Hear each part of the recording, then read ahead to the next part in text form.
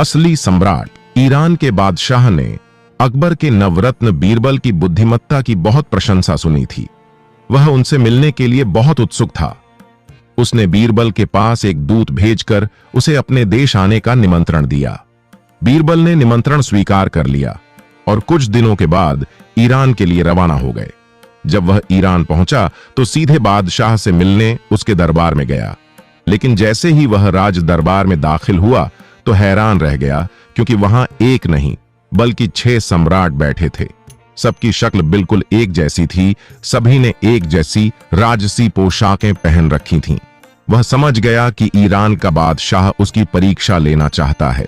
बीरबल के सामने असली बादशाह की पहचान करने की बड़ी चुनौती थी। उसने 6 बादशाहों को ध्यान से देखा, फिर आगे बढ़कर एक बादशाह के सामने झुककर सलाम किया। वह असली सम्राट था।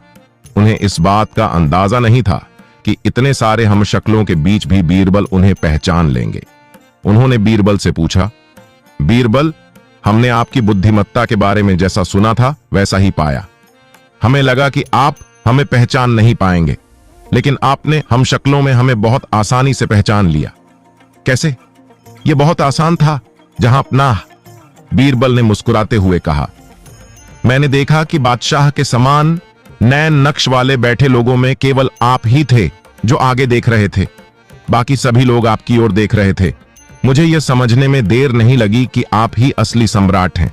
भले ही एक आम आदमी शाही कपड़े पहने हो, फिर भी वह ताकत के लिए अपने राजा की ओर देखता है।